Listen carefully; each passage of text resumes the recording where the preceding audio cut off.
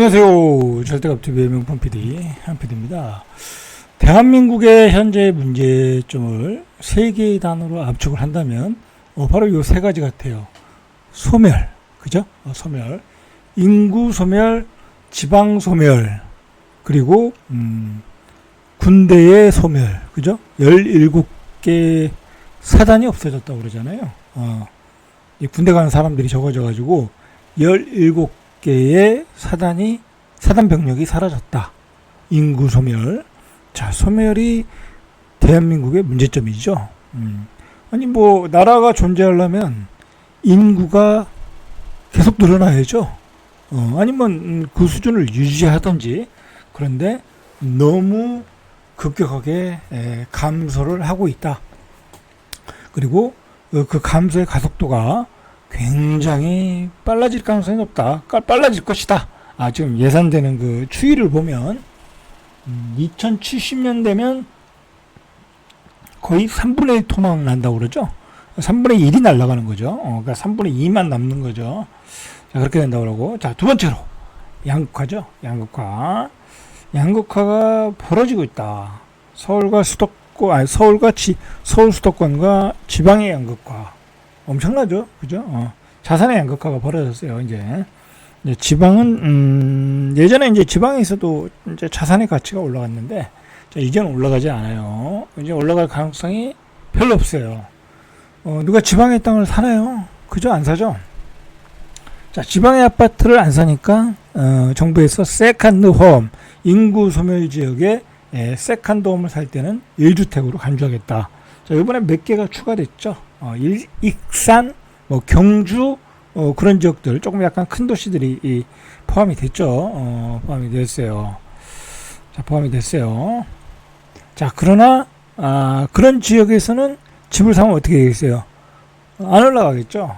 그냥 필요한 사람들만 사면 돼요. 나는 익산에다가 세컨드홈을 가지고 있어야 된다.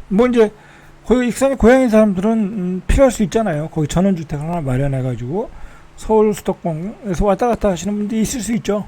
그런 분들만 사면 되는 거죠. 투자로서는 가치가 전혀 없는 거고요. 자, 양극화가 벌어지고 있다.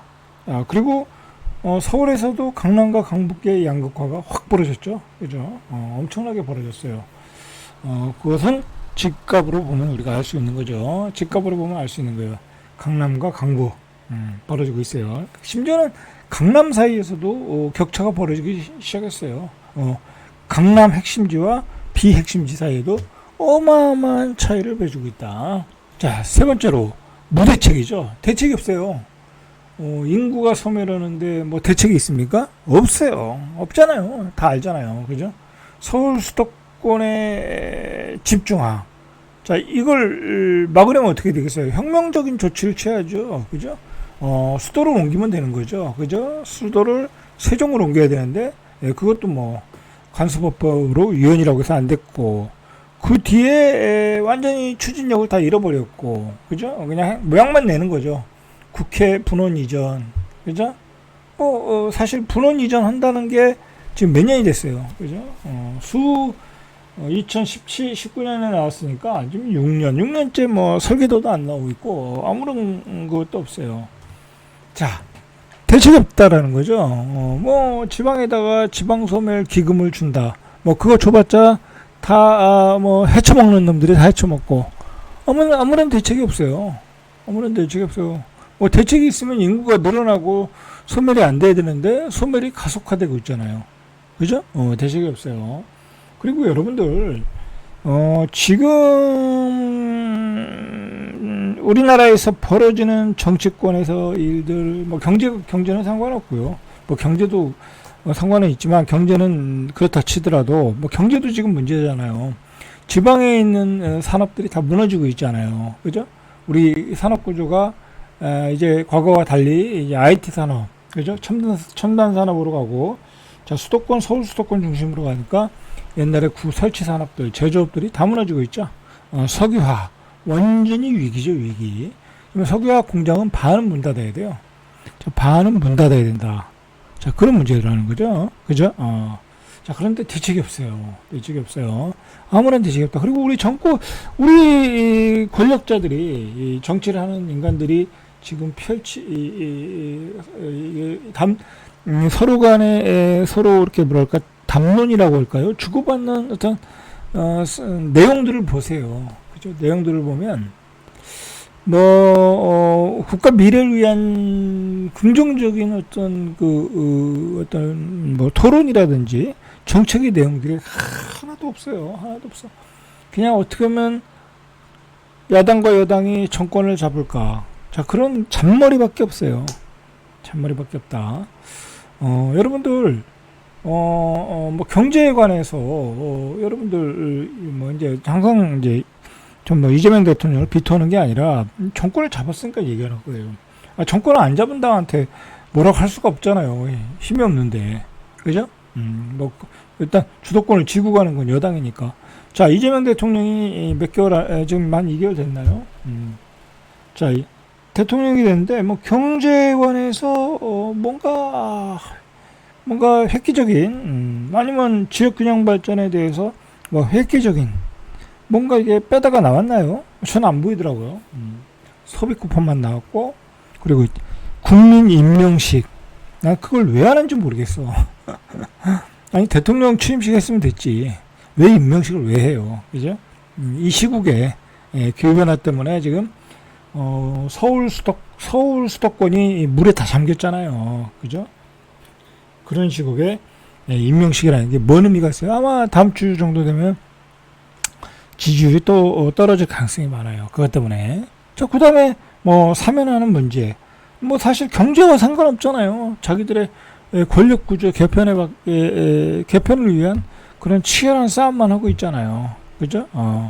별로, 우리 사회가 가지고 있는 양극화의 문제, 그 다음에 지역 소멸에 관한 문제, 그런 거에 대해서 서로가 치열한 공방이 없다. 그죠? 그러니까, 서울 수도권에 집중화가 가속되고 있다라는 거죠. 자, 양극화라는 게 우리가 한번 사전적 정의를 한번 볼 필요가 있어요. 자, 오늘은 양극화에 관한 얘기를 좀 해야 돼요. 양극화. 우리 사회가 얼마나 양극화되어 있나.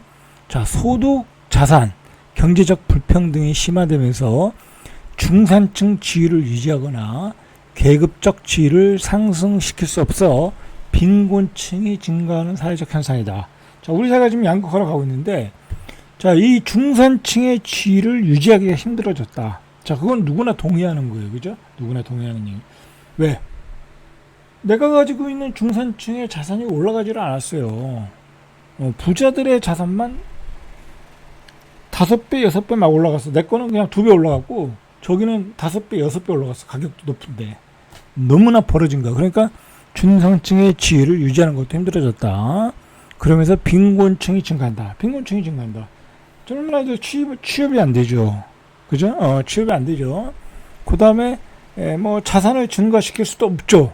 젊은 친구들이. 집값이 너무 비싸고, 분양가 너무 비싸니까.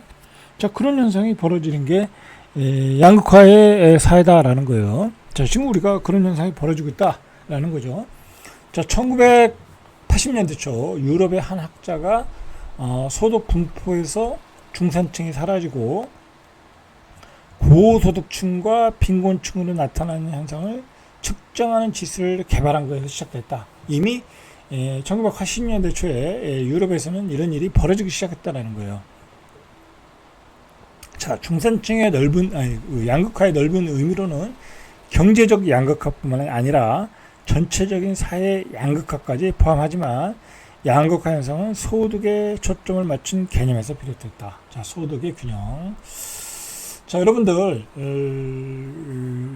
사실 우리나라 사회가 다 잘 먹고 잘 사는 선진국이지만, 예를 들어, 새우 한 500을 벌어도, 나는 중산층이다라고 자신있게 얘기할 사람은 별로 없어요. 그죠? 그냥 먹고만 사는 거야. 4인 가족 500이면 그냥 밥만 먹고 사는 거야. 밥만 먹고. 자, 사실, 그거에 만족할 필요는 있죠. 그죠? 그러나, 상대적인 박탈감이 오니까, 대한민국 사회라는 게, 그 상대적 박탈감이 심하니까. 자, 근데 이 양극화라는 게 고착화되고, 점점 더 깊어진다. 자, 그런데 문제가 있다라는 거야. 우리 사회가. 자, 첫 번째는 자산의 양극화라는 거, 우리가 자산의 양극화가 벌어졌다. 자, 보시죠. 한국보건사회연구원의 소득과 자산의 양극화 및 격차 실태. 자, 이런 보고서에 따르면, 이게 보고서예요. 한국보건사회연구원의 보고서. 소득 분위율로 상위 20%의 자산은 상위 20%죠. 10%도 아니에요. 10%면 더 격차가 벌어져요. 2012년부터 21년까지 10년 새 5억 원이 증가했다는 거야. 상위 20%. 그죠? 그냥 아파트 좀 괜찮은 거. 그죠? 있던 사람들이 자산이 한 5억 정도 늘어난 거야. 쉽게 생각하면. 그러나 반면 하위 20% 자산은 같은 기간에 1,000만 원만 늘어났다. 아, 이거 심각한 거죠. 하위 20%는 1,000만 원 늘어났고 상위 20%는 5억 원이 늘어난 거야. 50배가 늘어난 거야. 이게 자산의 양극화가 벌어진 거죠.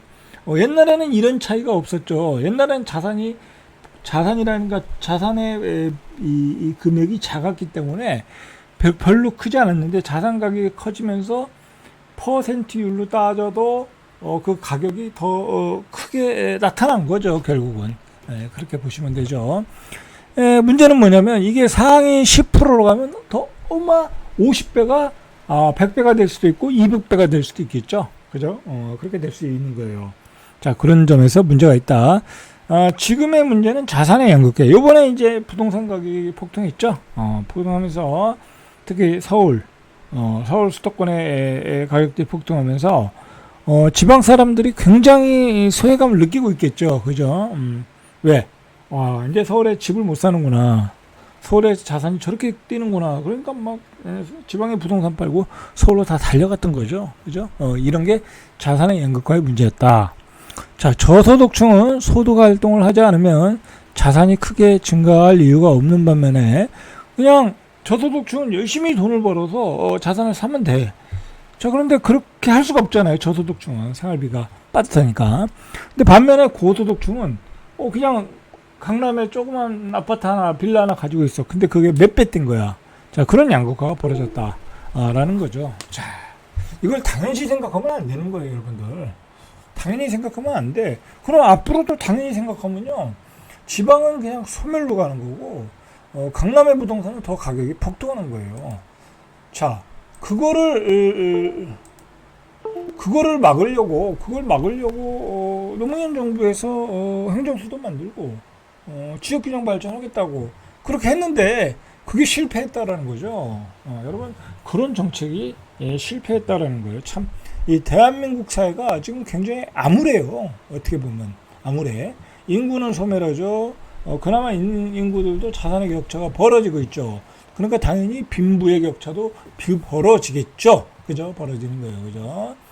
자, 2022년 통계청의 가계복지 조사에 따르면 자산 상위 20% 가계와 하위 20%, 또 상위 20%와 하위 20%의 차이는 64배다. 자, 그러면 상위 10%와 상위 한 5%와 중간 50% 차이는 얼마겠어요? 그것도 한 30배는 되겠죠? 30배, 50배는 되겠죠? 자, 그게 심각한 거예요. 자, 하위와 상위의 64배는 그럴 수도 있어요. 그죠? 돈이 없는 사람은 아무것도 없으니까. 그러나 중산층과 상위의 격차가 벌어진다고 하면 그거야말로 넘사벽이 되고 계층 이동이 불가능한 사회가 된다. 그런 의미에서 심각한 게 아니겠냐. 그렇게 뜬 거죠. 자, 자산 격차 현상은 국민들의 인식을 통해서도 여실히 드러난다. 지난해 국민통합위원회에서 발간한 국민통합과 계층 간 갈등 조사 결과에 따르면, 자, 조사를 했어요. 국민통합위원회에서. 통합위원회, 그죠? 우리 사회의 갈등을 일으키는 원인이 뭐냐? 자, 19세 이상 국민의 25% 이상이 빈부격차를 겪고 있다. 25%가 빈부격차를 겪는다라는 거야. 그죠? 빈부격차. 이건 심각한 거죠. 그죠? 빈부의 격차. 25% 이상이 빈부의 격차를 겪고 심각한 거예요.